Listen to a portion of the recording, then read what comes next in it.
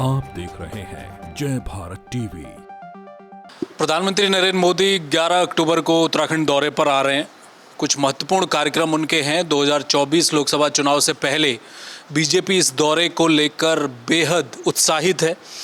चूँकि आगे इलेक्शन होना है तो क्या भाजपा उसमें अपना एक माइलेज खोजने की कोशिश करेगी। इसके अलावा तमाम विपक्षी दल हैं जो इस वक्त सजग हैं, खासकर तब जब बिहार में जातिगत जनगणना के आंकड़े जारी हो चुके हैं और एक तरफ जो इंडिया अलायंस है वो लगातार इस बात को लेकर आगे बढ़ रहा है और मुखरता से इस बिंदु को सामने रख रहा है कि केवल बिहार नहीं बल्कि हर राज्य में, पूरे देश में जातिगत जनगणना होनी चाहिए और उसके आंकड़े जारी होने चाहिए। क्योंकि ओबीसी की संख्या कितनी है ये किसी को नहीं मालूम। उत्तराखंड का भी एक मसला है। पुराने नेता पुराने समय से इस बात को लगातार उत्तराखंड में उठाते रहे कि उत्तराखंड में आरक्षण का मसला है, ओबीसी का मसला है, जातिगत जनगणना उत्तराखंड के लिए बेहद ज़रूरी है। समाजवादी पार्टी के प्रदेश अध्यक्ष डॉक्टर एस एन सचान इस वक्त हमारे साथ हैं। प्रधानमंत्री के दौरे से पहले एक खुला खत उन्होंने लिखा है प्रधानमंत्री को। क्या कुछ अपनी बातें रख रहे हैं हम जानेंगे। डॉक्टर साहब, बिहार की तरह आप कह रहे हैं कि उत्तराखंड में भी जातिगत जनगणना होनी चाहिए। देखिए, जब मंडल आयोग बना था तो मंडल आयोग उत्तराखंड विजिट नहीं किया था और जो लाभ सामाजिक न्याय का उत्तराखंड को मिलना चाहिए था उस समय के नेताओं की लापरवाही की वजह से उत्तराखंड के लोग उससे महरूम रह गए, उनको नहीं मिल पाया। इसी वजह से समाजवादी पार्टी चाहती है कि यहाँ पर जाति जनगणना हो। जब राज्य बना तो उसके बाद ओबीसी को यहाँ पर 14% आरक्षण कर दिया गया, लेकिन उसके बाद बहुत से क्षेत्र ओबीसी में शामिल कर दिए गए। आज की तारीख में सरकार को ये नहीं मालूम है कि उत्तराखंड में कितने ओबीसी हो गए।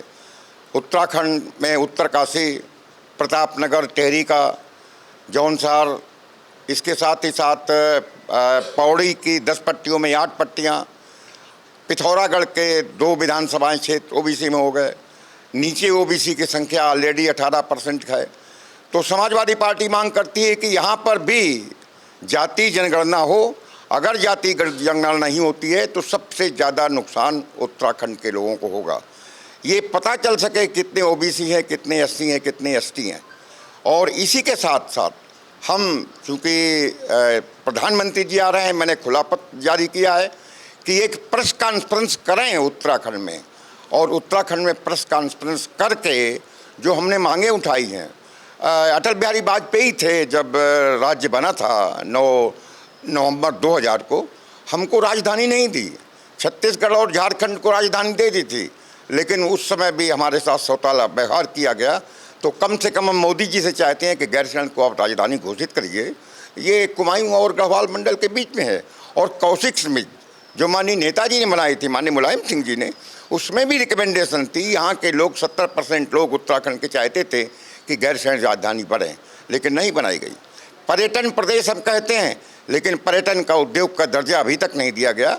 और अगर पर्यटन को उद्योग का दर्जा जिस दिन दे दिया जाएगा उस दिन यहाँ की इकोनॉमी बढ़ जाएगी। इसके साथ साथ ओल्ड पेंशन स्कीम यहाँ के कर्मचारी, यहाँ के शिक्षक वो मांग कर रहे हैं और पूरे देश में मांग हो रही है। समाजवादी पार्टी चाहती है कि ये इमीडिएटली प्रधानमंत्री जी ओपीएस की घोषणा करें। और साथ ही साथ आपको मालूम होगा कि ये उत्तराखंड प्रदेश ये कर्ज में डूबा हुआ है और कर्ज इतना ज़्यादा हो गया कि अभी 2024 मार्च जब आएगा तो लगभग 80,000 करोड़ कर्ज हमारे ऊपर हो जाएगा। और प्रत्येक व्यक्ति आप निकाल लीजिए कितना कर्ज में बच्चा जो पैदा होगा वो होगा। तो समाजवादी पार्टी मांग करती है प्रधानमंत्री जी से कि प्रदेश सरकार को निर्देशित करें कि मितव्ययता बरतें। और जिस तरीके से अभी 10 उन्होंने दर्जाधारी बना दिए और जाने कितने, अभी इंग्लैंड गए थे, कितना निवेश आया, निवेश आ नहीं रहा है, लेकिन खर्चे बढ़ाते चले जा रहे हैं। समाजवादी पार्टी चाहती है कि प्रदेश के ऊपर ये प्रदेश अपने पैरों पर खड़ा हो, इस तरीके की व्यवस्था करनी चाहिए, लेकिन सरकार नहीं कर रही है। सचान साहब, आपने खत तो लिख दिया, लेकिन प्रधानमंत्री के जो कार्यक्रम हैं, करोड़ों की विकास योजनाओं का उन्हें शिलान्यास करना है। कुमाऊं हिमालय को गढ़वाल से जोड़ने वाली एक टनल है, उसकी भी चर्चा चल रही है। उधर पर्यटन की आप बात कर रहे हैं, वो गूंजी में यहाँ से बैठकर कैलाश के दर्शन कर लीजिए, उसको लेकर इंफ्रास्ट्रक्चर बनाया गया है। आईटीबीपी सामरिक स्थिति से बहुत ज़्यादा महत्वपूर्ण है, वहाँ के कई विकास कार्यों को हरी झंडी दे रहे हैं। तो प्रधानमंत्री और सरकार तो ये कह रही है कि हम उत्तराखंड को विशेष तवज्जो देते हैं। देखिए, अगर उत्तराखंड को विशेष तवज्जो दिए होते तो जोशीमठ का हाल और ये जो जितनी भी टनल बना रहे हैं, रेलवे पहुंचाने की जो कार्य योजना, ये कच्चा पहाड़ है। वैज्ञानिकों की राय नहीं ली जा रही है। और यहाँ पर एक होता है EIA, एनवायरमेंट इम्पैक्ट असेसमेंट। मैं समझता हूँ किसी भी परियोजना में प्रदेश सरकार एनवायरमेंट इम्पैक्ट असेसमेंट नहीं करती है, और परिणाम क्या होता है कि उसके बाद टनल गिरती है, उसके बाद धसाव आता है। अभी यहाँ पर कई जनपदों में पहाड़ के, और किस तरीके से इस बार जो बारिश हुई उसमें हिमाचल प्रदेश की हाल आपने देखी, उत्तराखंड का हाल देखा। तो बेसिकली ये चुनावी उनके मुद्दे हैं, ये चुनावी घोषणाएं हैं। और हम चाहते हैं कि अगर वास्तव में मोदी जी इंटरेस्टेड हैं तो बेरोजगारी, जो नेशनल एवरेज है राज्य का बेरोजगारी का, वो 15% है। उत्तराखंड में मालूम है, उत्तराखंड में 20% है। तो बेरोजगारी दूर करें, यहाँ के युवाओं को रोजगार दें। और ये जो घोषणाएं कर रहे हैं, इससे रोजगार सृजन नहीं होगा। और अगर वास्तव में हिमालय के प्रति उनकी कोई भी जवाबदेही है तो क्यों नहीं हिमालय विकास प्राधिकरण का गठन करते हैं, हिमालय प्राधिकरण के विकास प्राधिकरण का गठन करके और उसके बाद विकास करें यहाँ का।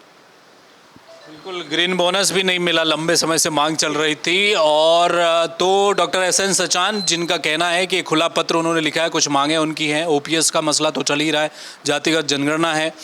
इसके अलावा आने वाले समय में परिसीमन होना है उत्तराखंड में। 2026 में अगर परिसीमन होगा तो खतरा इस बात का है कि पहाड़ की तमाम सीटें कम हो जाएंगी।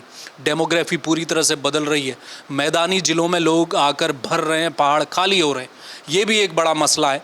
इन तमाम मुद्दों को लेकर एक पत्र उन्होंने लिखा है, कहा है कि प्रधानमंत्री आएँ और प्रेस कॉन्फ्रेंस करें, और प्रेस कॉन्फ्रेंस के जरिए अपने मंत्री सरकार को ये हिदायत दें कि मित व्यवस्था बरतिए। आप लगातार दायित्व बांटे जा रहे हैं, खर्चा हो रहा है। जो उत्तराखंड सरकार है आने वाले समय में करीब 80,000 करोड़ के कर्जे में दब जाएगी, उसे थोड़ा कम कीजिए। कैमरामैन मयूर उपाध्याय के साथ हेमंत जय, भारत TV।